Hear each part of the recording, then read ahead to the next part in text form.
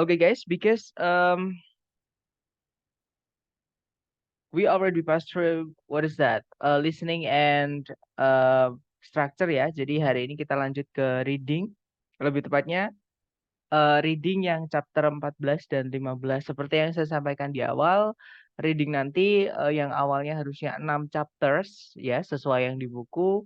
Nah, itu saya menemukan cara yang bisa dibilang lebih cepat atau lebih mudah ya, teman-teman untuk mengerjakan reading. Jadi nanti yang harusnya 6 chapter itu bisa kita selesaikan dalam 3 hari, seperti itu.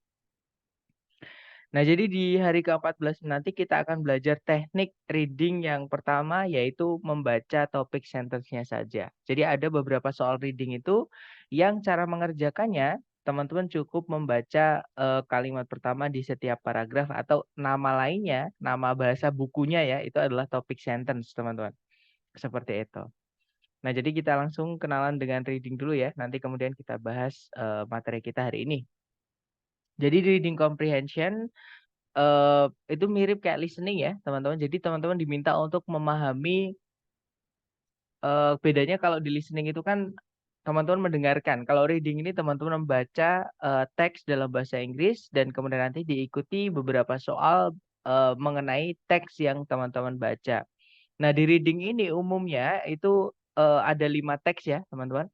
Dan totalnya adalah 50 pertanyaan. Jadi bisa dibilang satu teks itu rata-rata diikuti 10 pertanyaan. Nah, untuk waktu pengerjaan, teman-teman akan diberi waktu 55 menit seperti itu. Jadi bisa dibilang satu soal, teman-teman itu punya waktu sekitar 1 menit. Seperti itu. Nah, kemudian biasanya ya, teman-teman, umumnya ketika seseorang itu mengerjakan reading, itu biasanya pasti akan membaca teksnya dulu. Nah, sebenarnya cara itu nggak salah, tapi cara itu tidak efektif, teman-teman. Karena satu, tidak semua informasi yang ada di teks itu ditanyakan di 10 pertanyaan itu. Ya, walaupun kadang ada yang 6, 7, ada yang 9, ada yang 11, tapi rata-rata 10 pertanyaan, teman-teman.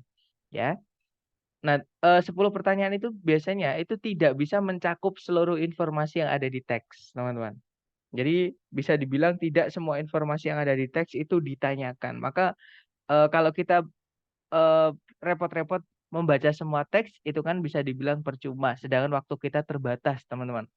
Oke, jadi jangan membaca teksnya dulu, bisa dibilang seperti itu. Atau membaca teksnya dulu itu merupakan cara yang menghabiskan banyak waktu, seperti itu.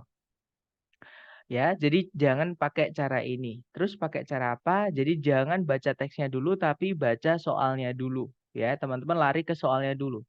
Oke. Nah, nanti ketika teman-teman sudah membaca soalnya, teman-teman kelompokkan. Soal itu, cara mengerjakannya bagaimana? Karena nanti akan ada 3 pengerjaan soal reading. Nah, untuk yang pertama, yang ini yang hari ini kita akan pelajari, teman-teman. Yaitu cara mengerjakan beberapa soal reading, yang cara mengerjakannya itu cukup teman-teman baca topik sentence-nya saja. Nah, topik sentence itu letaknya adalah di kalimat pertama di setiap paragraf, ya. Nah, untuk eh, membaca topik sentence ini teman-teman lakukan atau teman-teman kerjakan ketika teman-teman mendapati soal reading yang menanyakan garis besar mengenai teks. Oke. Nah, maksudnya menanyakan garis besar mengenai teks itu contohnya ya, teman-teman. Itu ada soal tentang main idea atau soal reading yang menanyakan gagasan utama atau ide pokok. Nah, main idea sendiri itu adalah nama lain dari topik, teman-teman. Oke, makanya cara mencarinya itu teman-teman cukup nyarinya di topik sentence, di kalimat pertama di setiap paragraf. Seperti itu. Nah, nama lain main idea itu selain topik ada banyak. Kadang itu disebutkan di yang dari prediksi, teman-teman. Kalau yang dari TOEFL ITS itu gampang, nanti nyebutnya kalau nggak main idea ya main discussion atau primary concern seperti itu. Nah, tapi nanti kalau di soal TOEFL yang prediksi itu biasanya disebut dengan subjek juga. Juga disebutnya dengan title juga, ya. Intinya adalah nama lain dari main idea ini cukup banyak. Main idea itu intinya adalah inti dari seluruh teks itu membahas tentang apa sih? Nah, seperti itu. Nah, contoh soal main idea ini, misalnya ya, teman-teman. Nah, kita baca soalnya dulu kalau reading. Di situ soalnya berbunyi, what is the topic of this passage? Kalau diartikan apa sih topik dari teks ini? Nah, karena yang ditanyakan topik, maka cara mencarinya adalah di topic sentences-nya, yaitu kalimat pertama di setiap paragraf. Sorry guys. Di kalimat pertama di setiap paragraf. Nah, karena di sini paragrafnya kebetulan cuma satu, karena contoh ya. Berarti cukup kita baca kalimat pertamanya saja.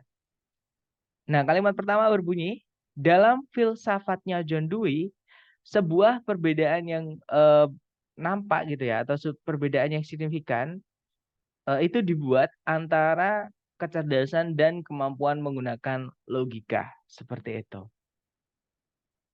Nah, berarti kita cocokkan dengan kalimat di setiap pilihan ganda. Kemudian kita cari yang mana yang paling nyambung. Ya. Nah, yang alfa di situ berbunyi kecerdasan dari John Dewey. Jelas salah ya, teman-teman. Karena di kalimat pertama tadi disampaikan kalau John Dewey itu bukan menceritakan tentang kecerdasannya sendiri. No. Tapi dia menceritakan kalau kecerdasan dan kemampuan melogika itu berbeda. Itu dua hal yang berbeda seperti itu. Nah, bukan kecerdasannya sendiri, tapi kecerdasan semua orang gitu ya, semua orang. Dan kemampuan menggunakan logika juga pada semua orang, bukan cuma pada dia. Berarti yang alfa salah. Nah, kalau yang bravo, perbedaan-perbedaan yang dibuat oleh John Dewey. Nah, tentang apa? Di situ nggak jelas. Sedangkan di soal itu ada dua ya, teman-teman. Yang pertama, a sharp distinction. Jadi perbedaannya itu cuma satu, ada kata a. Sebuah perbedaan yang signifikan, bisa dibilang seperti itu. Sedangkan di pilihan Bravo itu distinctions. Banyak. Nah, tentang apa juga nggak jelas di situ ya. Nggak berarti Bravo bukan, teman-teman. Kalau yang Charlie, hati-hati. Yang Charlie ini bisa dibilang itu adalah distractor.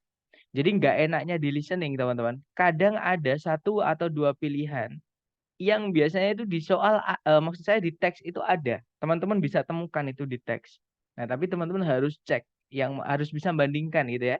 Contoh nih teman-teman, yang Charlie itu kan berbunyi, gagasan Dewey, ideas itu nama lain dari filosofi, teman-teman. Jadi gagasan-gagasan Dewey mengenai kemampuan untuk menggunakan logika. Nah, yang Charlie ini ada di kalimat pertama tadi. Cuman masalahnya adalah yang Charlie ini ada yang dihilangkan, yaitu intelligence. Bisa dibilang variabel satunya hilang, teman-teman. Ya kan? Karena yang di tag itu bukan cuma ngomongin kemampuan menggunakan logika saja, ya kan? Tapi juga tentang kecerdasan. Kalau kita pilih yang Charlie, maka kita menghilangkan satu informasi penting yang lain, seperti itu. Oke, nggak boleh. Berarti Charlie salah ya. Nah, jawabannya adalah yang delta, that's right. How intelligence differs from reasoning in Dewey's works. Jadi bagaimana kecerdasan itu berbeda dari kemampuan menggunakan logika dalam karyanya Dewey. Seperti itu. Nah, itu untuk main idea ya, teman-teman. Dan main idea ini pasti keluar. Saya yakinkan 100% pasti keluar ketika teman-teman tes dan menemukan atau teman-teman ketika dibahas bagian reading. Seperti itu. Jadi bisa dibilang pasti keluar teman-teman main idea ini. Nah, kemudian untuk jenis soal kedua yang cara mengerjakannya teman-teman juga cukup membaca kalimat pertama di setiap paragraf, itu adalah idea organization. Idea organization sendiri itu artinya adalah bagaimana si penulis itu mengembangkan idenya melalui teks yang dia tulis itu. Ya, atau bagaimana ide itu dikembangkan di teks yang dia tulis. I'm sorry guys. I'm sorry. It is raining here, so it's a bit noisy ya. Mohon maaf agak berisik di sini karena guntur seperti itu. Oke, jadi itu tadi ya. Idea organization itu bagaimana ide dikembangkan melalui teks yang dia tulis seperti itu. Kemudian idea organization ini jarang sekali keluar. Bisa dibilang selama saya tes yang asli dari ITS setiap bulan itu ya, yang saya pernah cerita ke teman-teman, dia baru keluar itu satu kali dan itu pun hanya menanyakan tentang specific paragraph. Jadi idea organization dari specific paragraph, misalkan paragraf 2 dan paragraf 3 aja, paragraf 1 enggak. Seperti itu.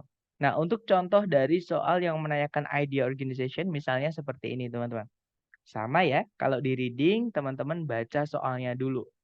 Di situ soalnya berbunyi, in this passage, di dalam teks ini. Nah, ini kan nggak jelas, teman-teman. Alias soalnya ini belum selesai. Tapi saya yakinkan ini hanya buku longman aja. Kalau teman-teman nanti ngambil tes yang asli dari TS, tidak akan pernah menemukan soal yang nggak jelas seperti ini. Ya, tapi kalau diprediksi kan biasanya ngambilnya dari buku longman juga, teman-teman. Nah, kalau menemukan soal seperti ini, yang di soalnya itu tiba-tiba terputus, kita nggak tahu nanyain apa, maka teman-teman coba scan pilihan ABCD-nya. Pahami pilihan ABCD-nya itu kategorinya termasuk ke yang mana, seperti itu. Contoh di situ yang alpha berbunyi, an idea is presented and then refuted. Jadi sebuah gagasan itu disajikan dan kemudian dibantah. Kalau yang bravo, a concept is followed by examples. Jadi sebuah konsep diikuti oleh contoh-contoh. Kalau yang Charlie, a cause is followed by an effect. Kalau diartikan sebuah sebab gitu ya, teman-teman, diikuti oleh sebuah akibat. Nah, kalau yang Delta, a belief is supported with reasons. Sebuah kepercayaan yang didukung dengan alasan-alasan logis. Nah, berarti di sini menanyakan bagaimana ide itu dikembangkan. Ide itu ditulisnya bagaimana, seperti itu, ya. Nah, berarti kita baca kalimat pertama di setiap paragraf. Kalimat pertama paragraf 1 berbunyi, if asked who invented the game of baseball, most Americans would probably reply that it was their belief that Abner Doubleday did. Kalau diartikan kurang lebih, jika ditanya siapa yang menemukan permainan baseball, hampir seluruh orang Amerika kemungkinan akan menjawab bahwa kepercayaan mereka adalah bahwa double D-nya, Doubleday yang melakukan itu. Maksudnya melakukan itu menemukan permainan baseball. Kemudian paragraf kedua, Doubleday itu hanya diberikan penghargaan gitu ya atas penemuan ini di awal abad ke-20 ketika perusahaan alat-alat olahraga yang namanya Spalding itu memberikan tugas untuk meneliti pertanyaan atas siapa yang menemukan baseball. Nah, artinya bukan Doubleday yang menemukan, teman-teman, karena dia disuruh meneliti. Nggak mungkin dia yang nemuin, dia yang suruh neliti siapa penemunya. Kan aneh ya. Berarti bukan Doubleday yang menemukannya, seperti itu. Kemudian paragraf ketiga, sekarang hampir seluruh sejarawan olahraga sepakat kalau Doubleday sebenarnya tidak punya andil apa-apa dalam perkembangan permainan baseball. Nah, berarti di kalimat pertama tadi menyajikan sebuah ide gitu ya, atau apa namanya, fakta seperti itu, kemudian dibantah atau dibuktikan salah fakta itu oleh si penulis di paragraf 2 dan paragraf 3. Nah, berarti jawabannya paling tepat adalah yang alfa. Di situ ada garis bawahnya juga ya, teman-teman. An idea is presented and then refuted. Jadi sebuah gagasan itu disajikan atau diberikan dan kemudian dibantah. Seperti itu. Oke, nah itu tadi adalah idea organization atau jenis soal kedua yang cara mengerjakannya. Teman-teman cukup baca kalimat pertama di setiap paragraf. Nah, sekarang kita ke jenis soal terakhir yang cara mengerjakannya. Teman-teman juga cukup membaca kalimat pertama di setiap paragraf aja. Ya, nah tapi jenis soal ini itu belum pernah keluar semua, teman-teman, di soal yang asli dari ITS. Oke, tapi di buku ada. Nah, siapa tahu teman-teman nanti ngambil yang prediksi dan kemungkinan jenis soal ini keluar ya. Nah, jenis soal yang ketiga ini namanya adalah tone, purpose. Nah, purpose ini saya pernah, teman-teman, menemukan sekali dan itu pun mirip kayak idea organization, yang ditanyakan itu hanya spesifik paragraf. Misalnya cuma paragraf 2 atau paragraf 3 gitu ya, bukan seluruh teks. Nah, tapi caranya sama kok. Nanti teman-teman baca kalimat pertama di paragraf yang ditanyakan kalau misalkan ada paragraf tertentunya. Oke, sama course. Oke, nah pengertiannya apa sih? Tone itu adalah sikap atau apa ya, subjektivitas si penulis, teman-teman, atau perasaan yang dituangkan si penulis di dalam teks tersebut. Ya, apakah si penulis itu ikut terlibat menuliskan perasaannya di teks tersebut, entah dia marah, sedih, senang, bingung, apalagi misalnya kaget dan seterusnya gitu ya. Nah, itu tone, teman-teman. Tapi kalau misalkan penulisnya objektif, objektif itu dia netral. hanya ingin sharing informasi atau pengetahuan saja, ya. Nah, berarti itu netral. Tidak ada si penulis itu memasukkan perasaannya gitu ya. Nah, kalau purpose itu tujuan si penulis menulis teks tersebut atau paragraf yang ditanyakan, paragraf tertentu yang ditanyakan. Oke. Dan yang terakhir course itu adalah mata kuliah atau bidang keilmuan apa yang membahas topik yang sama dengan teks tersebut. Seperti itu. Nah, nanti cara menjawabnya, teman-teman. Kalau yang ditanyakan tone, teman-teman baca kalimat pertama di setiap paragraf, cari di situ ada nggak si penulis itu menuliskan apa namanya subjektivitasnya atau perasaannya. Nah, kalau misalkan si penulis nggak menuliskan atau teman-teman tidak bisa menemukan vocab yang menunjukkan kalau dia itu emosi, maksudnya apakah dia itu marah, sedih dan sebagainya, berarti dia netral, teman-teman. Hanya ingin memberikan pengetahuan terhadap si pembaca atau kepada si pembaca. Nah, itu tone. Kemudian kalau purpose ya sama. Kita baca kalimat pertama di setiap paragraf, kita cocokkan dengan pilihan A, B, C, D, itu nanti akan ketemu, teman-teman. Karena purpose ini sebenarnya itu adalah kayak kata-kata lain, cuma dikasih to gitu ya, artinya untuk, biasanya di depannya seperti itu. Kata-kata lain dari main idea. Jadi tujuan itu sebenarnya main idea, cuman digoreng lagi atau eh, ditambahi kata to biasanya, cuman bedanya itu di depan itu. Jadi ada untuknya gitu. Kemudian yang terakhir adalah course. Course itu adalah bidang keilmuan. Jadi teman-teman cocokkan dengan vocab-vocab yang dipakai oleh kalimat pertama di setiap paragraf itu langsung ketemu nanti teman-teman. Ya, apakah di bidang hukum, apakah sains, apakah teknologi, apakah pertanian dan sebagainya seperti itu. Nah, untuk contoh soalnya, misal ya, di sini ada 3 soal. Kita baca soalnya dulu kalau di reading. Nomor 4 berbunyi, which of the following best describes the author's purpose in this passage? Kalau diartikan, yang manakah dari ABCD berikut ini yang paling mendeskripsikan tujuan si penulis dalam menulis teks ini? Nah, kita baca kalimat pertama di setiap paragraf. Kalimat pertama paragraf 1 itu berbunyi, hingga saat ini, pengakuan-pengakuan yang telah didapat dari tergugat gitu ya, di sebuah atau dalam sebuah keadaan hipnotis itu belum diakui menjadi barang bukti oleh pengadilan-pengadilan di Amerika Serikat. Kemudian paragraf kedua, sebuah sengketa lahan yang membawa-bawa atau yang membahas gitu ya, pengakuan yang didapat dari hipnotis itu dibawa langsung ke Pengadilan Tinggi Amerika Serikat. Nah, ini intinya ngomongin pengakuan yang didapat secara hipnotis dalam ranah hukum. Ya, teman-teman. Hello, cek guys, suara saya bisa terdengar? Halo, cek.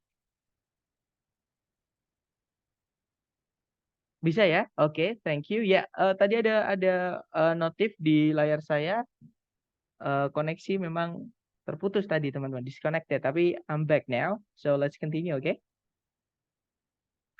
Oke, jadi itu tadi apa namanya? Ini tadi ngomongin tentang bagaimana pengakuan yang didapat secara hipnotis dalam ranah hukum gitu ya.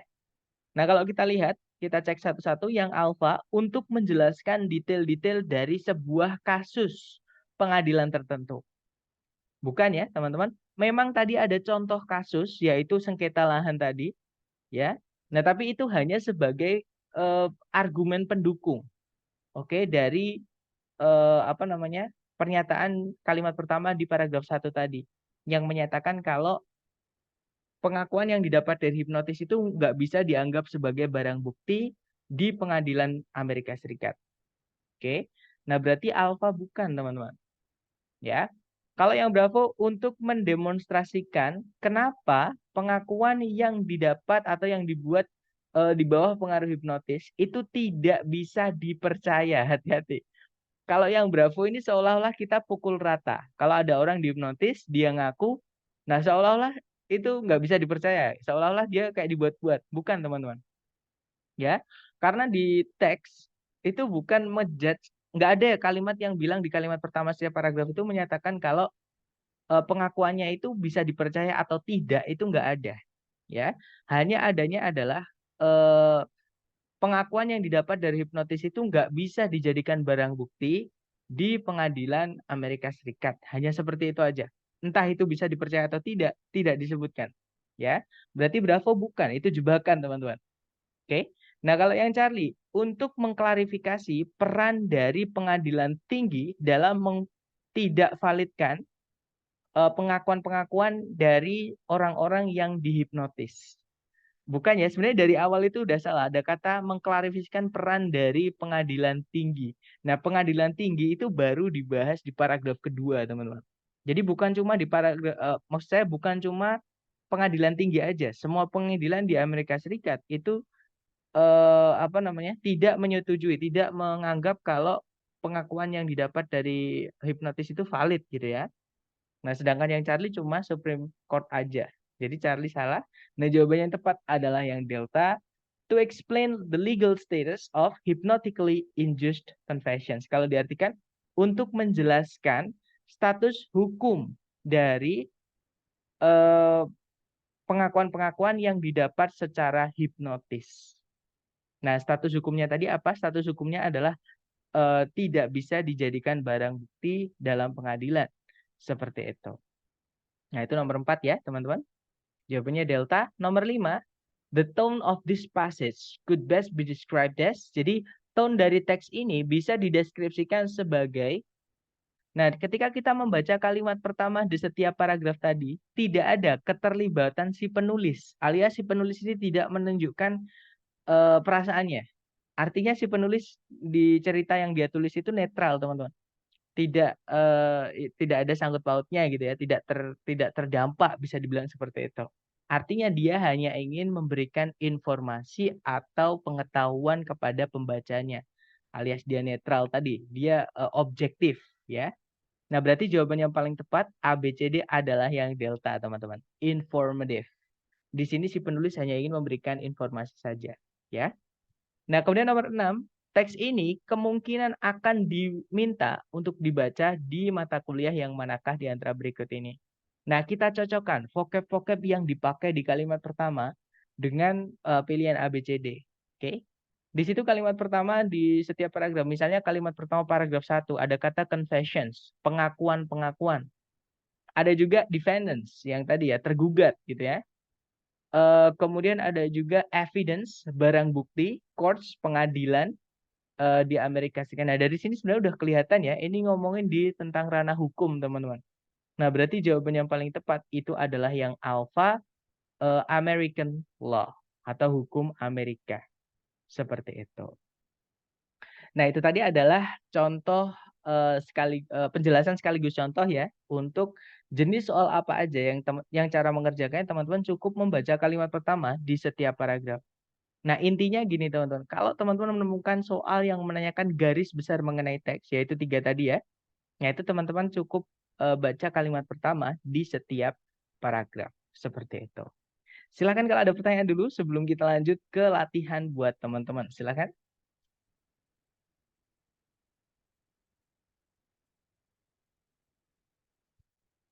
Oke, ada pertanyaan dari Mr. Maletus.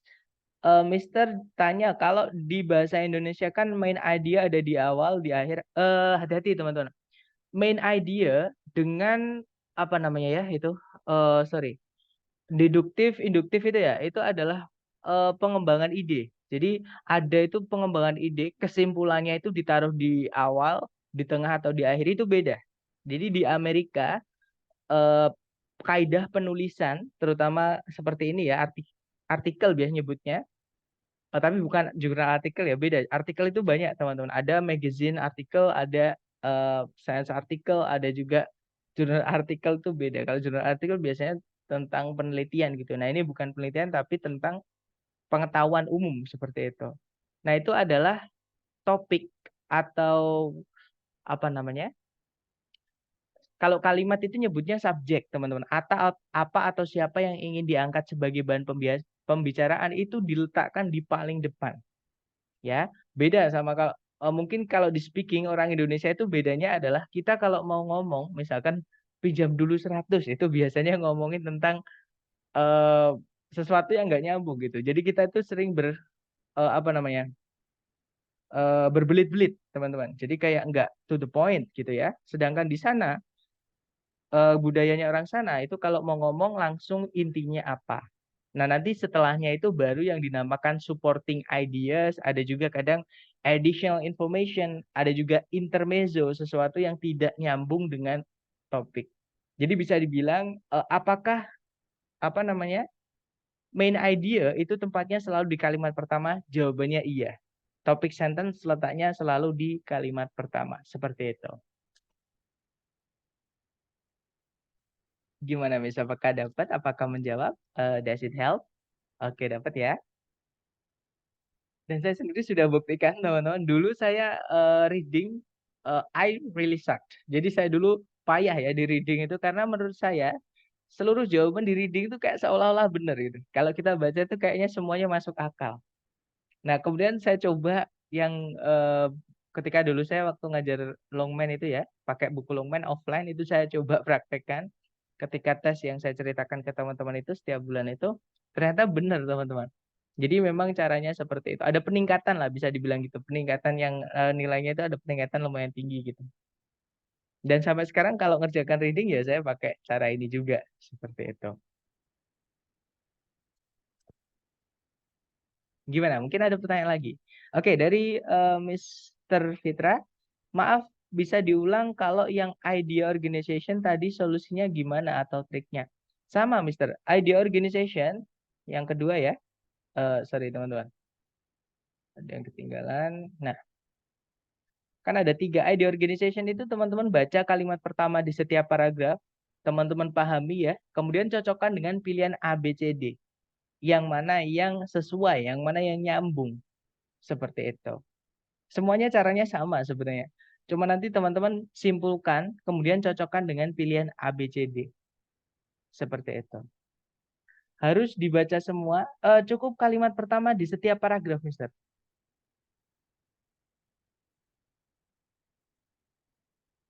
Jadi tidak disarankan membaca semua ya, teman-teman. Karena di dalam teks itu bukan isinya tentang main idea semua. Bahkan ada yang nanti itu biasanya berkebalikan dengan main idea. Malah teman-teman nanti bingung kalau dibaca semuanya. Jadi kadang itu yang eh, apa namanya jadi petunjuk kita teman-teman. Kalau kita nggak tahu tempatnya topik sentence di mana, main idea di mana, itu nanti kita juga kebingungan gitu ya. Cara menjawabnya gimana? Karena itu juga istilah bisa dibilang seperti itu. Jadi nggak perlu dibaca semua, Mister. Cukup kalimat pertama di setiap paragraf.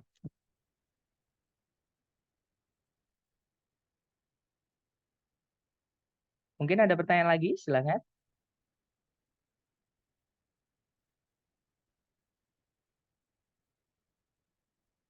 Nggak ada ya? Baik, kalau nggak ada, kita coba ke latihan soal. Saya mute dulu ya semuanya supaya nanti teman-teman bisa lebih konsentrasi, tidak ada gangguan. Silakan dicoba dulu. Sebentar.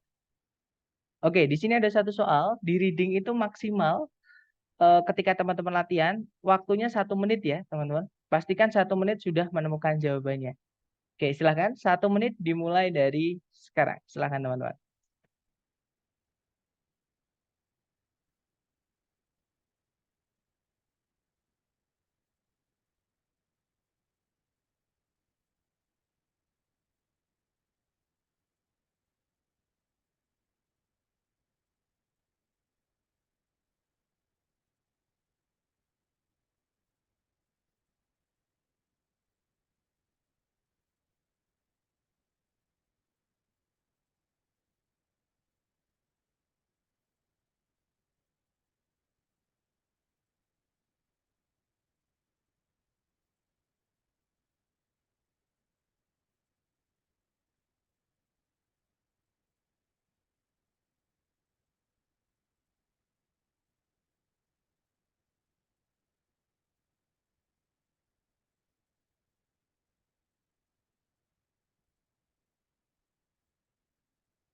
Oke, waktu habis. Silahkan jawabannya teman-teman boleh dikirim dulu di chat sedapatnya. Salah nggak apa-apa, beda juga nggak apa-apa. Kita belajar ya. Nanti kita bahas bareng. Oke, ada jawaban delta, delta, dan saya lihat semuanya menjawab delta. Mari kita cek teman-teman. Yang saya sampaikan tadi, kalau di reading jangan membaca teksnya dulu ya. Ini memang dicontoh teman-teman. Ini pendek gitu ya. Tapi nanti ketika tes asli itu panjang banget.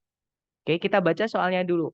Di situ soalnya berbunyi, topik dari teks ini bisa dideskripsikan sebagai, nah topik itu nama lain dari main idea. Cara menemukannya ya di topik sentence. Topik sentence letaknya di kalimat pertama di semua paragraf. Oke, kita cek kalimat pertama di setiap paragraf. Kalimat pertama paragraf 1 berbunyi, IQ atau tingkat kecerdasan itu didefinisikan sebagai rasio dari umur mental seseorang dengan umur kronologinya atau umur yang dihitung pakai angka itu ya. Dengan rasionya itu dikalikan atau dilipat gandakan dengan 100 untuk menghilangkan koma-komanya atau desimalnya. Kemudian paragraf kedua, secara teori tes IQ yang distandarisasikan itu dibuat untuk mengukur suatu kemampuan seseorang untuk melakukan kinerja-kinerja intelektual seperti misalnya kemampuan menggunakan logika dan pemecahan masalah. Paragraf terakhir, secara praktek atau dalam prakteknya tidak mungkin untuk tiba pada suatu konsensus atau bisa dibilang gini ya, tidak mungkin memutuskan atau menyimpulkan seperti pada jenis tugas intelektual yang mana yang mendemonstrasikan kecerdasan. Intinya tes IQ itu belum tentu mewakilkan seluruh kinerja maksud saya intelligence operations tadi. Itu tidak bisa semuanya diwakilkan di tes, tidak bisa diteskan seluruhnya di tes IQ, maksudnya gitu ya, teman-teman. Jadi tidak bisa menggambarkan dengan pasti, maksudnya seperti itu. Nah, intinya teks ini ngomongin tentang IQ ya. Dan juga cara mengukurnya seperti itu atau pengukurannya seperti itu. Nah, jawaban yang paling tepat adalah delta. That's right. A definition of IQ and its measurement. Jadi sebuah definisi dari IQ atau tingkat kecerdasan dan cara mengukurnya. Seperti itu. Oke, lanjut lagi ke nomor berikutnya. Silakan dicoba dulu teman-teman. 1 menit dimulai dari sekarang. Silakan.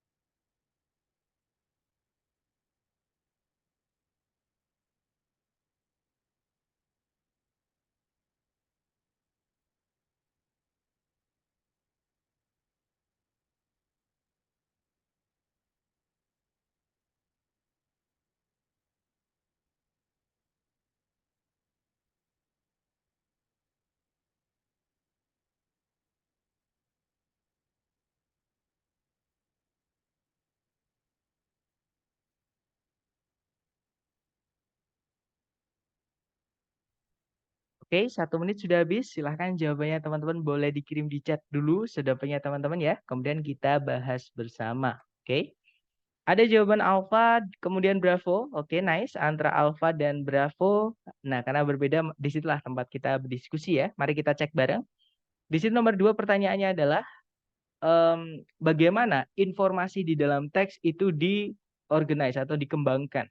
Nah, berarti ini menanyakan tentang idea organization atau pengembangan ide gitu ya. Nah, di situ kita baca kalimat pertama di setiap paragraf.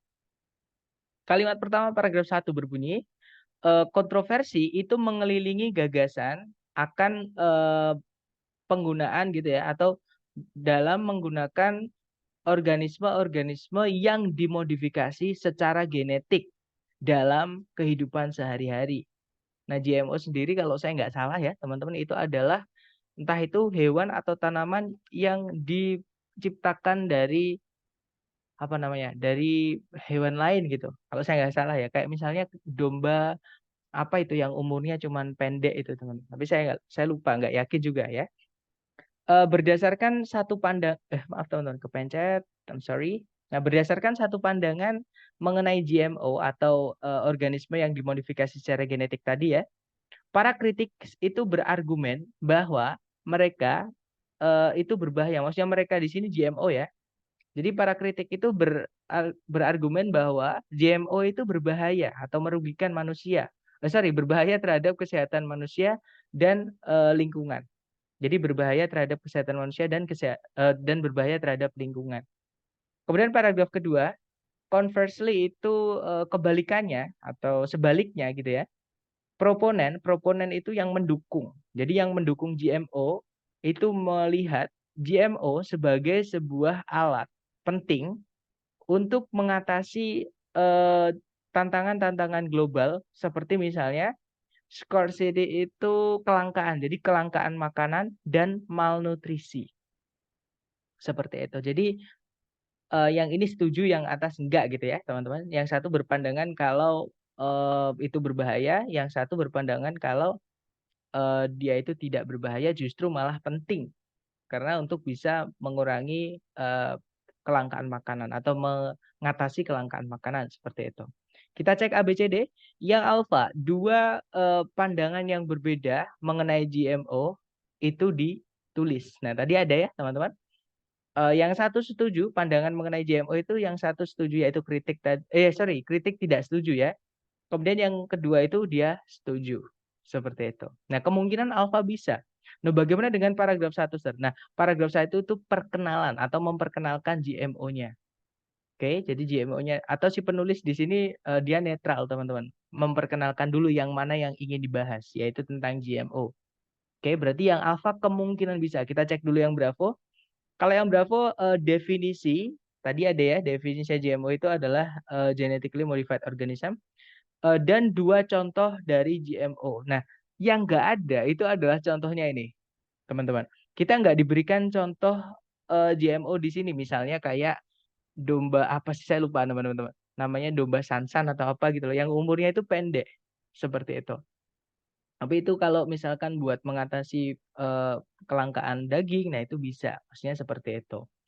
Nah, jadi Bravo ini nggak ada. Yang two examples of GMOs are given nggak ada. Berarti bukan Bravo ya, teman-teman. Nah, kalau yang Charlie dua masalah atau dua kendala gitu ya dengan GMO dan solusinya itu diberikan. Nah, nggak ada juga. Yang dua tadi bukan kendala atau problems, bukan juga contoh, tapi itu tadi pandangan. Dua pandangan yang berbeda. Oke, Charlie bukan. Kalau yang Delta, dua kelebihan dan kekurangan dari GMO itu dijelaskan. Nah, nggak ada tadi kelebihannya apa, kekurangannya apa, nggak ada teman-teman. Itu tadi cuman perbedaan pandangan saja. Seperti itu. Jadi jawaban yang paling tepat adalah yang alfa ya. Two different views on GMOs are presented. Seperti itu. Atau dua pandangan yang berbeda mengenai GMO itu disajikan. Lanjut ke nomor 3. Silahkan teman-teman. 1 menit dimulai dari sekarang. Silahkan.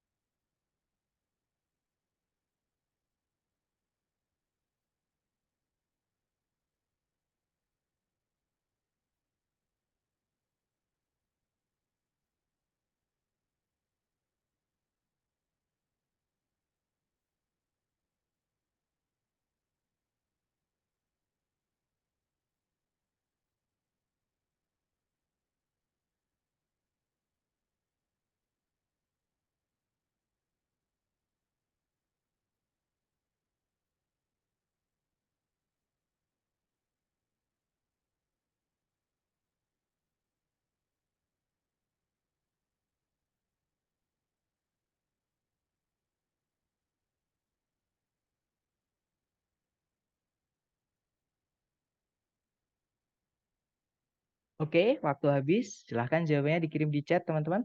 Baik, ada jawaban alfa, dan saya lihat semuanya menjawab alfa ya. Oke, then let's do it together. Kita baca soalnya dulu. Di situ soalnya berbunyi, tone dari teks ini itu bisa dideskripsikan sebagai, nah tone itu adalah keterlibatan si penulis atau si penulis itu menuliskan perasaannya atau tidak, yang dia rasakan atau tidak. Nah kalau ada berarti dia subjektif, kalau nggak ada berarti dia objektif atau netral, seperti itu. Kita cek dulu ya. Di situ kalimat pertama di setiap paragraf berbunyi, tingkat di mana penggundulan hutan di dunia ini sedang terjadi itu sangat mengkhawatirkan. Nah ini yang saya maksud teman-teman.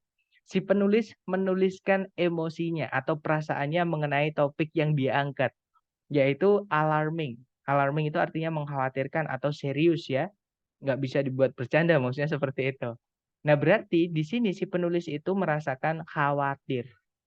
Oke, nah jawabannya yang tepat adalah yang alpha. Good job guys. Concerned itu artinya khawatir, takut, cemas, seperti itu. Kalau yang bravo disinterested itu artinya tidak tertarik. Kalau tidak tertarik ngapain dibahas gitu ya. Otomatis bravo bukan. Kalau yang cari pleasure itu kalau saya nggak salah artinya biasa-biasa aja. Tidak tidak tertarik, sama kayak yang bravo teman-teman. Seperti itu.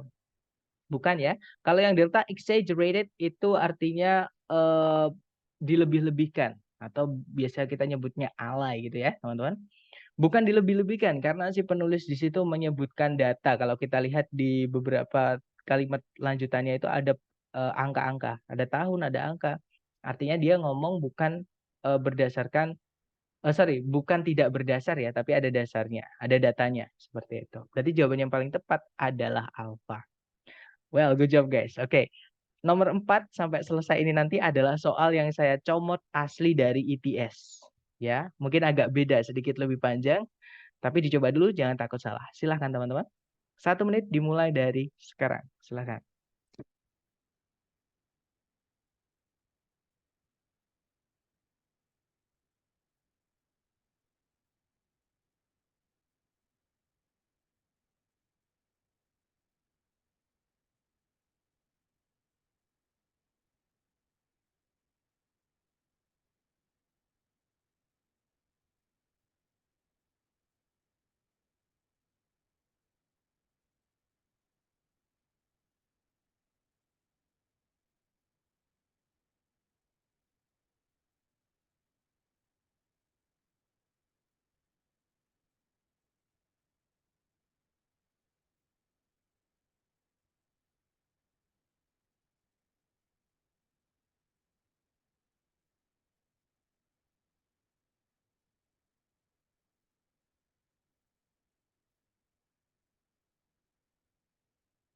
Oke, waktu habis. Dan saya lihat ada jawaban Charlie, Charlie, dan semuanya menjawab Charlie ya. Mari kita cek teman-teman.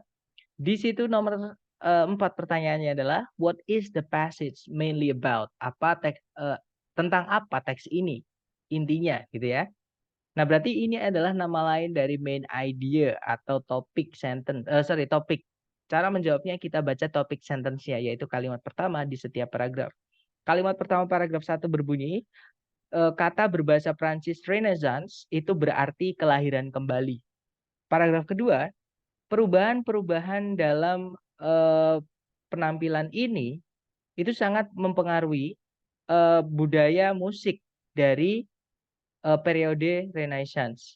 Bagaimana orang-orang itu berpikir tentang musik dan juga cara bagaimana musik itu disusun atau dibuat, dialami, dibahas, dan disebarkan. Maksudnya disebarkan itu ditampilkan di mana-mana gitu ya. Paragraf terakhir, musical. Jadi Renaissance yang bermusik gitu ya, teman-teman. Di Eropa itu lebih lebih ke gerakan budaya umum atau gerakan budaya secara luas gitu ya, dan keadaan pikiran atau keadaan mental gitu ya, daripada hanyalah sebuah series atau rangkaian teknik musik tertentu. Nah, itu tadi ngomongin tentang Renaissance di Eropa ya, teman-teman. Dan pengaruhnya kepada budaya, salah satunya ke musik. Nah, berarti jawabannya yang paling tepat, that's right, yaitu yang Charlie ya. The European Renaissance as a cultural development that included changes in musical style. Jadi, Renaissance-nya Eropa sebagai sebuah perkembangan budaya yang mencakup di dalamnya perubahan-perubahan dalam gaya bermusik seperti itu. Oke, well done. Lanjut ke number 5. Silahkan teman-teman. 1 menit dimulai dari sekarang. Silahkan.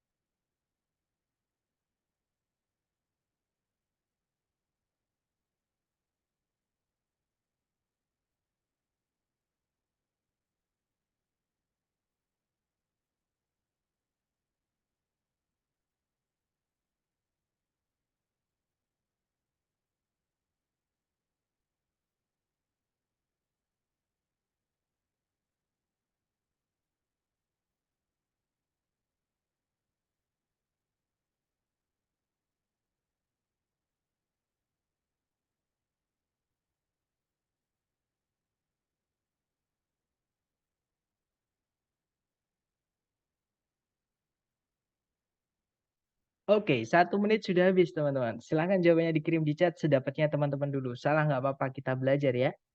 Kira jawaban delta. Saya lihat semuanya menjawab delta. Mari kita cek. Di situ soalnya berbunyi, what does the passage mainly discuss? Apa yang teks ini utamanya bahas?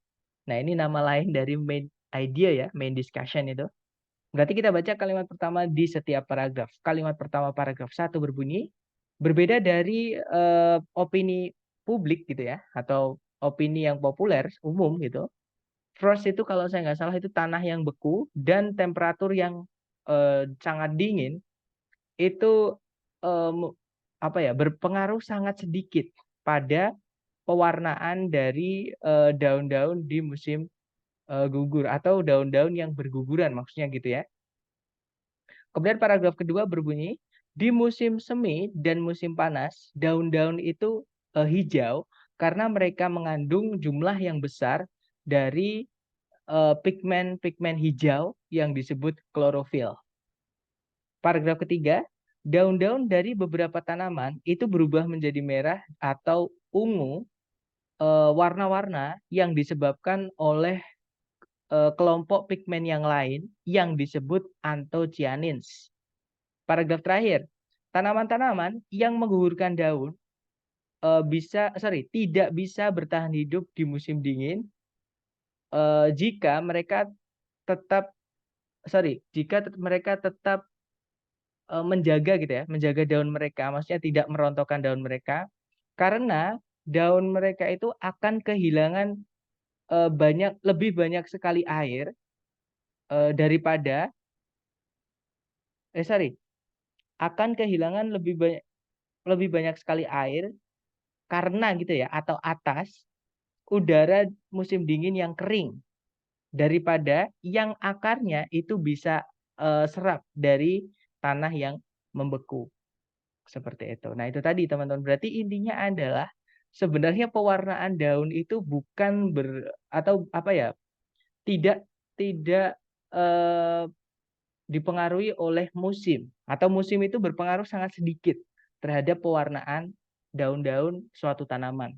Jadi lebih tadi ya, karena ada namanya pigmen tadi, bukan karena suhu ataupun bukan karena suhu atau temperatur. Seperti itu. Nah, kita cek ABCD. Tadi jawaban teman-teman adalah delta ya. Oke, kita cek yang delta, the reasons for changes in the color of leaves. Ya, that's right teman-teman. Jadi alasan-alasan atas perubahan-perubahan pada warna dari daun-daun. Seperti itu. Oke, good job. Jawabannya adalah yang delta. Oke, nice. Lanjut, hati-hati dengan yang bravo ya. Itu jebakan teman-teman. Jadi akibat-akibat dari eh, cuaca dan suhu pada pohon. Karena di kalimat pertama itu dijelaskan kalau kayak membantah kepercayaan umum dari orang-orang. Kalau orang-orang tuh mikirnya daun-daun tanaman warnanya itu berubah karena suhu ataupun cuaca, padahal bukan. Suhu dan cuaca itu cuman berpengaruh sedikit, maksudnya seperti itu. Oke, lanjut ke nomor 6. That's right, jawabannya delta. Number 6, waktu 1 menit dimulai dari sekarang. Silahkan teman-teman.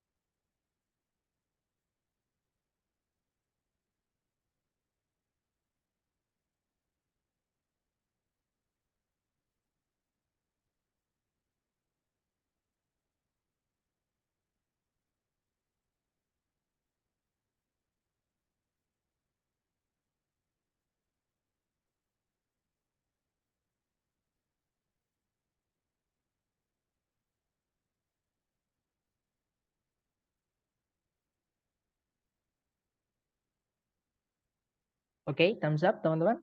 Silahkan jawabannya dikirim di chat sedapatnya dulu ya. Baik, ada jawaban delta, delta, dan sepertinya semuanya menjawab delta ya.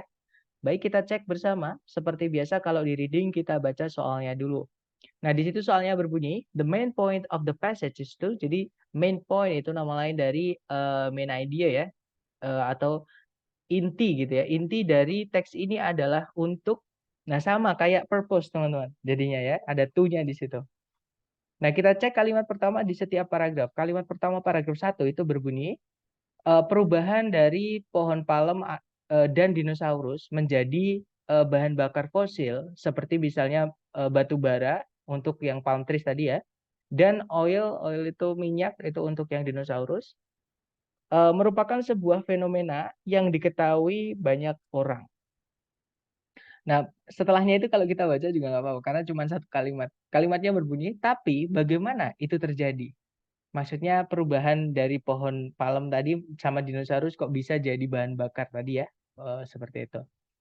Nah, paragraf kedua berbunyi, bahan bakar fosil itu berawal dengan banyaknya kehidupan dan terbatasnya oksigen. Kemudian paragraf berikutnya,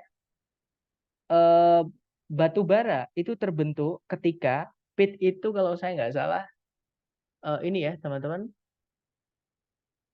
tanah yang mau jadi batu bara gitu. Bisa dibilang calon batu bara gitu. Jadi calon batu bara itu atau bakal batu bara itu eh, dikompres atau dipadatkan dengan sangat oleh tekanan atau berat dari deposit itu kumpulan-kumpulan gitu ya. Kumpulan-kumpulan yang semakin banyak di atasnya untuk memaksa, akhirnya jadi kayak diperas gitu, memaksa air dan zat-zat yang lain itu keluar dari pit tadi. Karena pit itu kan di tanah diimpit sama berat yang berat, apa beban yang berat di atasnya itu akhirnya air sama larutan-larutan yang lain keluar gitu ya.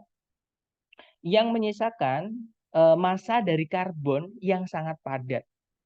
Seperti itu. Nah, jadi karena airnya keluar tadi, jadi tinggal karbonnya aja dan dia sangat padat seperti itu. Kemudian paragraf berikutnya, 300 juta tahun yang lalu, selama periode atau zaman Carboniferous, banyak di much of the world resembled, banyak, maksudnya gini, sebagian besar dunia gitu ya, sebagian besar permukaan bumi itu mirip atau menyerupai eh, rawa Okefenokee. Nah, ini saya nggak tahu apa ya, tapi jenis rawa gitu. Kemudian paragraf terakhir, pengumpulan atau kumpulan-kumpulan atau penyimpanan-penyimpanan yang besar dari batu bara dan minyak bumi itu masih ada di bawah tanah, masih tetap di bawah tanah. Tapi their cost itu harganya, maksudnya harga yang harus dibayar itu akan semakin meningkat gitu ya, secara drastis atau secara stabil, maksudnya secara pasti. Jadi pasti setiap tahun itu pasti akan tambah mahal gitu ya.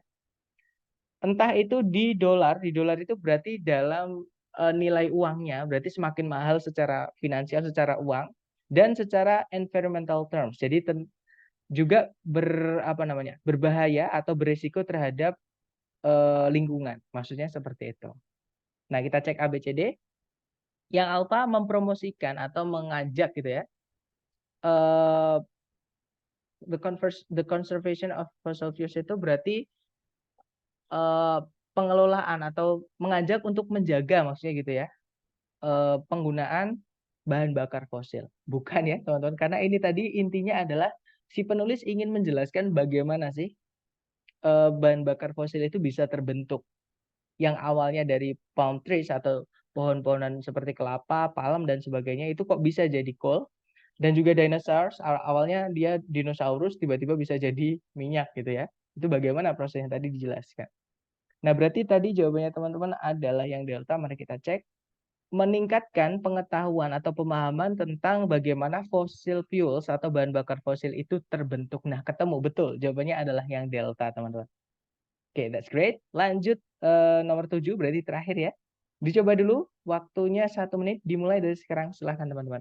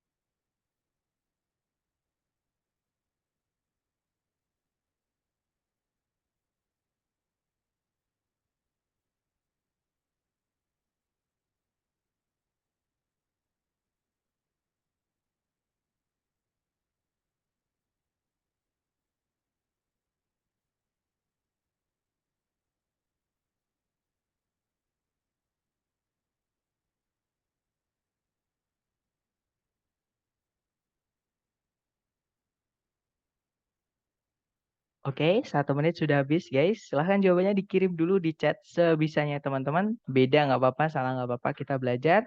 Ada jawaban Bravo, ada juga Delta ya. Oke, antara Bravo atau Delta, mari kita cek.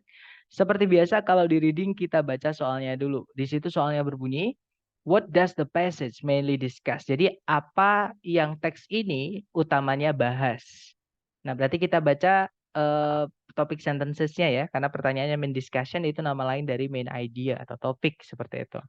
Nah, kalimat pertama paragraf 1 berbunyi, gerabah dari suku Indiansnya Pueblo dari Amerika Serikat bagian selatan merupakan sejenis seni dari atau sejenis sebuah seni gitu ya, dengan kesulitan teknis yang sangat banyak atau sangat besar. Maksudnya bikinnya itu sangat sulit gitu ya. Kemudian paragraf kedua, refining the road chunks itu maksudnya adalah menyaring atau membersihkan gitu ya, atau ya jadi menyaring chunks di sini adalah gumpalan atau jadi gumpalan besar dari apa namanya, tanah liat yang barusan ditambang atau diambil dari alam. Itu merupakan kerja yang sangat sulit atau yang sangat membutuhkan banyak tenaga. Potters itu orang yang membuat pottery, teman-teman. Orang yang membuat gerabah gitu ya. Itu akan grind up itu menggiling gitu ya. Jadi menggiling atau apa sih bahasa Inggris? Kayak menyaring, kayak mengayak gitu ya, teman-teman. Apa namanya? Gumpalan besar tadi, gumpalan apa? Tanah liat besar tadi dengan grinder atau alat pengayak atau alat itu tadi penggiling tadi ya, yang menggunakan tangan. Jadi bukan mesin tapi pakai tangan. Dan kemudian setelah itu disaring, kemudian menyaringnya dengan ini tadi apa namanya? Menggilingnya eh, menjadi sebuah powder atau bedak atau bubuk gitu ya. Di sebuah metad. Metad itu adalah grinding stone atau sejenis mungkin ini maksudnya inilah teman-teman apa namanya? Lesung. Kalau di sini mungkin lesung gitu ya. Batu yang tengahnya itu apa namanya? Bolong gitu terus pakai alat tumbuk gitu ya. Itu namanya metad kalau dalam istilahnya di sana. Kemudian paragraf berikutnya, sebagian besar tanah liat itu membutuhkan tambahan dari bahan yang non plastik. Non plastik itu maksudnya bahan padat berarti ya, karena plastik itu kan fleksibel gitu. Jadi non plastik artinya berarti yang bahannya agak padat gitu. Sehingga tanah liat tadi itu bisa menahan pengapian, yaitu pengerasan menggunakan suhu tinggi, panas yang sangat tinggi gitu ya, yang sangat panas, tanpa retak, tanpa retakan. Dan sehingga ruangan di dalam potnya tadi, pot-pot tadi atau gerabahnya tadi itu akan memiliki permukaan yang lembut atau halus gitu ya. Paragraf terakhir, setelah lapisan luar itu ditambahkan, tanah liat tadi itu kemudian dicampur atau di apa ya, diaduk gitu ya dengan sangat vigorously itu dengan membutuhkan banyak tenaga atau dengan sangat kuat seperti itu. Oke, kita cek berarti tadi intinya adalah mempersiapkan tanah liat tadi ya, teman-teman, untuk membuat gerabah di suku Pueblo Indians atau Amerika Serikat bagian selatan. Kita cek tadi jawaban teman-teman antara Bravo sama Delta ya. Kita cek yang Bravo dulu. Sumber-sumber dari tanah liat yang digunakan untuk membuat gerabah Pueblo. Nah, bukan sumbernya ya, teman-teman, tapi lebih ke cara mengolahnya. Berarti Bravo bukan, teman-teman. Oke. Kalau yang Delta proses yang digunakan untuk mempersiapkan atau mengolah tadi yang saya sebutkan sebelumnya tadi tanah liat untuk membuat poterinya atau gerabahnya Pueblo. Nah, ketemu berarti jawabannya yang paling tepat adalah yang Delta. Ya, jadi proses yang dipakai untuk mempersiapkan apa namanya? Tanah liat tadi untuk membuat gerabah di suku Pueblo Indian seperti itu. Nah, itu tadi adalah materi tentang reading yang pertama, yaitu teknik untuk mengerjakan beberapa soal reading yang bisa teman-teman lakukan, yaitu dengan membaca kalimat pertama di setiap paragraf. Intinya, teman-teman, teknik ini dipakai ketika teman-teman menemukan soal yang menanyakan garis besar mengenai teks. Oke, atau keseluruhan mengenai teks. Tidak perlu dibaca semuanya, karena nanti justru teman-teman pasti akan dibingungkan dengan informasi tambahan atau additional information, intermezzo, dan sebagainya. Jadi cukup baca intinya saja, yaitu kalimat pertama di setiap paragraf. Seperti itu. Yang namanya tadi itu adalah topic sentence. Seperti itu. Nah, silakan. Kalau mau ada pertanyaan dulu, silakan teman-teman sebelum kita tutup.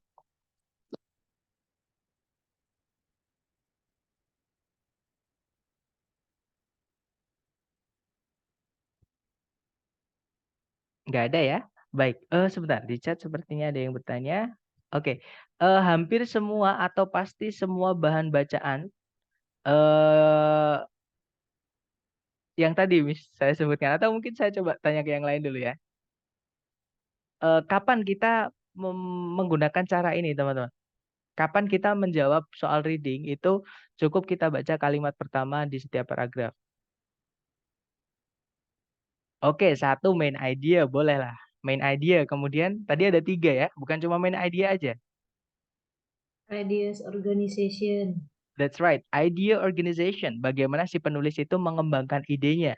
Ya, satu lagi, Tone, teman-teman. purpose, and cause. Betul, tone, purpose, sama course. Tone itu adalah suasana hati si penulis atau subjektivitas si penulis. Seperti itu. Kemudian purpose itu tujuan si penulis menulis teks tersebut. Kemudian course itu adalah bidang keilmuan apa yang membahas topik yang sama. Intinya adalah itu adalah soal yang menanyakan garis besar mengenai teks atau keseluruhan mengenai teks seperti itu. Nah, maka teman-teman cukup baca kalimat pertama di setiap paragraf. Sebenarnya teman-teman baca semua juga nggak salah ya. Cuman tadi musuh kita adalah waktu, teman-teman. Dan tentunya nanti pasti teman-teman juga dibingungkan dengan vocab-vocab di dalam teks, terutama yang biasanya tiba-tiba berubah. Informasi tambahan tapi tiba-tiba berubah seperti itu. Itu nanti ada, teman-teman. Nah, itu takutnya. Maka teman-teman daripada dibingungkan dengan seperti itu, teman-teman cukup baca kalimat pertama di setiap paragraf. Jadi kalau ditanya apakah hampir semua soal reading itu cara menjawabnya seperti itu, jawabannya tidak, Miss. Tergantung soalnya. Seperti itu. Kira-kira contoh soal bagaimana yang mengharuskan kita baca keseluruhan. Berarti ada ya. Kalau keseluruhan nggak ada, teman-teman. Ya sebenarnya ini, jenis soal ini atau menanyakan keseluruhan teks itu adalah ada dua pilihan, teman-teman. Umumnya orang itu pasti akan membahas keseluruhan, maksudnya akan membaca keseluruh teks. Ya, tapi tidak saya sarankan. Karena ada yang namanya tadi, di dalam teks itu bukan cuma main idea, teman-teman. Ada juga yang namanya supporting idea. Ada juga intermezzo. Ada juga additional information yang mana nggak nyambung dengan yang sebenarnya ingin dibahas atau intinya. Seperti itu. Nah, daripada teman-teman dibingungkan dengan idea-idea yang nggak nyambung dengan intinya, maka nggak perlu dibaca itu ya. Cukup baca main idea-nya. Sorry, topik sentence-nya saja. Seperti itu. Kemudian sebentar, kalau mengatasi soal deduktif dan induktif gimana Mister? Gak ada teman-teman. Di deduktif induktif itu adalah gimana ya? Ketika teman-teman nanti menulis yang namanya argumentative writing, menulis ya. Di soal TOEFL nggak ada menulis. Jadi kalau teman-teman ngambil IELTS, ketika teman-teman belajar IELTS, terutama di bagian writing, nah sebenarnya kan kita menulis atau ngomong itu kan tujuannya banyak teman-teman. Nah, nanti ketika teman-teman disuruh menuliskan argumennya, nah itu istilahnya namanya argumentative writing. Itu baru ada yang namanya deduktif atau induktif. Ada namanya thesis statement, ya. Nah, tapi kalau di teksnya TOEFL itu report. Kebanyakan teksnya itu report, teman-teman. Kalau nggak report ya apa namanya? Deskriptif. Intinya ngomongin tentang suatu fakta, bukan tentang argumen seseorang. Maka deduktif, induktif itu nggak ada. Seperti itu di soal structure TOEFL. Maksud saya di soal reading TOEFL ya. Seperti itu. Tapi kalau teman-teman nanti belajar IELTS di writingnya, itu nanti harusnya ya, itu nanti akan dibahas. Seperti itu. Jadi caranya kita menyampaikan argumen kita itu boleh langsung. Misalnya di awal itunya, biasanya disebutnya deduktif gitu ya. Kemudian kalau misalkan di akhir, thesis statement-nya itu di akhir, atau intinya di akhir, nah itu induktif seperti itu. Ada juga yang di dua-duanya, ada pengulangan seperti itu. Oke, tapi di reading TOEFL nggak ada. Kemudian kalau pertanyaannya tentang pertanyaan yang salah dari teks, nah itu materi kita besok, Mister. Jadi gini teman-teman, informasi yang ditanyakan di reading itu ada dua. Ada informasi besar keseluruhan teks yang kita bahas hari ini ya. Oke, ada juga yang namanya detail. Nah, detail itu yang ditanyakan itu peritilan-peritilan kecil di dalam teks, bukan mengenai garis besar mengenai teks. Misalnya di teks itu ngomongin tentang gerabah tadi ya, misalnya saya kasih lihat teman-teman. Nah, misalnya tentang gerabah ini, tiba-tiba ada pertanyaan tentang metode itu apa? Misalnya. Nah, teks ini kan bukan ngomongin metode, teman-teman. Nah, itu yang disebut dengan detail. Jadi pertanyaannya di reading ini nanti ngomongin tentang informasi kecil, peritilan-peritilan di dalam teks. Itu nggak bisa dengan cara yang hari ini kita pelajari. Beda ya, beda konteks seperti itu. Makanya di reading itu salah satu tantangan teman-teman adalah mengelompokkan soalnya. Apakah soal itu menanyakan garis besar mengenai teks? Ya, nah, yang mana cara mengerjakannya cukup baca kalimat pertama di setiap paragraf. Atau dia menanyakan detail-detail kecil seperti ini. Ya, misalnya kapan. Nah, ini kapan itu juga detail. Misalnya juga eh, siapa, misalnya siapa yang menggunakan ini. Nah, ini jawabannya ancient potters dan sebagainya. Itu namanya detail, teman-teman. Nah, salah satunya itu menanyakan yang salah mengenai suatu detail. Nah, itu kita bahas besok. Kemudian waktu soalnya Mister. Kemarin nyoba tes ada yang panjang banget dan banyak ide yang unnecessary. Waktu soalnya Mister. Kemarin nyoba tes ada yang panjang banget. Oh, mungkin maksudnya ini saya bingung. Maksudnya gimana, Mis? Mungkin teksnya panjang ya. Kalau teksnya panjang, kalau yang asli dari TS itu pasti, teman-teman. Itu pasti panjang-panjang. Nah, ini contohnya yang saya tampilkan ke teman-teman ini yang panjang-panjang. Masalahnya waktu gitu, Mister. Nah, makanya, Wis, di sini tugas saya adalah menyampaikan ke teman-teman apa. Soalnya saya ini kalau tes nggak bisa direkam. Sebenarnya bisa sih, cuman saya belum pernah apa ngerekam karena itu juga resiko, teman-teman. Maksudnya resiko kalau saya rekam terus eh, nyebar di internet kan jadi nggak baik gitu. Karena nggak boleh selama tes itu nggak boleh ada orang lain di ruangan dan nggak boleh direkam seperti itu. Tapi ya karena saya nakal gitu ya teman-teman, soal saya rekam saya buat belajar sendiri seperti itu. Nah, makanya saya sampaikan ke teman-teman cara apa yang bisa saya pakai, teman-teman. Bahkan ini mungkin buat cerita buat teman-teman ya, kalau misalnya teman-teman masih ragu nih. Saya dulu tuh pernah dianulir, teman-teman. Jadi sertifikat tidak diberikan. Alasannya itu sangat tidak masuk akal. Alasannya karena karena mengerjakan saya di reading itu terlalu cepat. Hanya tidak sampai setengah, tidak sampai 50% alokasi waktu, itu, selesai semua reading dan salah itu tidak sampai 8 soal, itu salahnya. Jadi maksudnya benernya itu sekitar 42 lebih, 42 atau 43 lah, seperti itu. Nah itu akhirnya dianulir, maksudnya mencurigakan seperti itu teman-teman. Suruh buka kamar mandi, suruh buka lemari, suruh, eee, ngeliatin isi kantong dan sebagainya seperti itu. Itu pun nggak terbukti curang pun tetap dianulir, seperti itu. Makanya saya nanti tidak sarankan teman-teman ngambil tes online di beberapa lembaga. Nanti di akhir reading saya akan jelaskan teman-teman. Di akhir reading nanti akan saya share beberapa informasi yang saya rahasiakan sebenarnya selama ini ya, gitu. Kemudian, sebentar, contoh what it online means sama itu besok ya. Pokoknya yang menanyakan garis-garis maunya yang kecil-kecil seperti itu bukan materi kita hari ini, itu materi kita besok. Itu di bagian detail ya, teman-teman. Kalau yang means itu vocab, besok juga. Kalau yang, pronoun it itu reference, pronoun reference, teman-teman. Atau rujukan kata ganti seperti itu.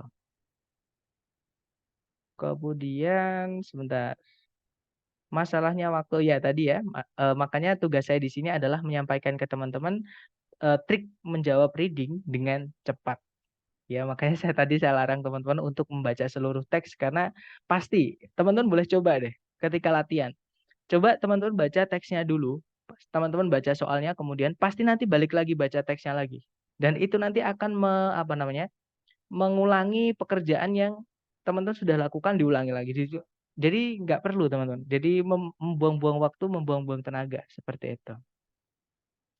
Kemudian, Mister, selain pakai kira-kira, ada trik nggak buat jawab soal sinonim yang nggak ngerti artinya? Ada, besok ya. Pokoknya yang soal-soal yang mungkin teman-teman belum temukan hari ini, itu materi kita besok dan hari ketiganya. Sebenarnya ada yang lebih sulit lagi teman-teman, namanya inference, itu materi kita reading terakhir nanti. Ya, kita disuruh nebak, benar-benar kita disuruh membuat kesimpulan atau tebakan berdasarkan petunjuk yang ada di dalam teks. Alias kalau teman-teman lihat pilihan jawaban A, B, C, D itu di teks nggak ada, teman-teman. Nah, itu ada soal reading itu yang jawabannya di teks nggak ada, itu ada. Nanti kita bahas di bagian terakhir ya. Kemudian ada pertanyaan, agar skor TOEFL 530 ke atas, itu berapa jumlah salah? Nah, itu kita bahas juga di hari terakhir nanti, oke? Karena TOEFL ITP ya, teman-teman itu menggunakan presentasi, tapi lebih gampangnya itu sudah dimasukkan ke dalam tabel, teman-teman. Jadi kalau misalkan listening itu benernya sekian, nanti nilainya teman-teman sekian. Nanti di hari terakhir reading hari terakhir itu materinya sedikit kok. Jadi nanti pasti sisa waktunya banyak, nanti kita bisa, pasti akan saya jelaskan itu untuk penghitungan nilai seperti itu. Kemudian, Mister, kita tes TOEFL ujiannya kapan, Mister? Nah, ini prediksi saya ya, teman-teman. Jadi sebenarnya kan harusnya kita masih ada 6 pertemuan. Nah, tapi karena di awal saya sudah sampaikan, reading itu bisa saya ringkas, teman-teman. Yang harusnya 6 chapters, itu nanti bisa saya singkat menjadi 3, chapter. Karena saya menemukan cara yang lebih sederhana lagi ya. Yang pertama ini yang saya jelaskan ke teman-teman ini. Oke, masih ada 2. Nah, berarti teman-teman ini setelah program selesai, kemungkinan masih ada 1 hari off, 1 hari libur, karena itu masih jatah kita. Harusnya 3, tapi kan saya 2 hari, kapan hari itu kan nggak masuk 2 kali, teman-teman. Ya, jadi harusnya 3 hari teman-teman off, tapi karena 2 hari yang dulu itu saya nggak masuk 2 kali, otomatis jadi, eee, tinggal 1 nanti. Nah, kalau misalkan saya dulu itu masuk terus, harusnya hari ini terakhir teman-teman, materi reading yang terakhir. Nah, teman-teman nanti ada waktu off 3 hari untuk menyiapkan sebelum hari tes. Nah, itu prediksi saya ya tapi. Karena tes TOEFL-nya itu nanti yang menghandle bukan saya teman-teman, tapi langsung dari admin. Ya, seperti itu. Gimana? Mungkin ada pertanyaan dulu dari teman-teman, silakan. Atau nanti kalau ada pertanyaan boleh japri gitu aja ya, teman-teman. Dan saya minta maaf karena hari ini tadi telatnya lama banget karena ya itu tadi saya, sampai, tempat saya juga harus ke kamar mandi dulu karena basah kuyup ya. Intinya ya alhamdulillah masih bisa kelas gitu ya, teman-teman. Thank you so much for attending the class today guys, masih setia ya menghadiri kelas malam bersama saya. Thank you so much. Setelah saya say, assalamualaikum warahmatullahi wabarakatuh and have a good night all. See you next time.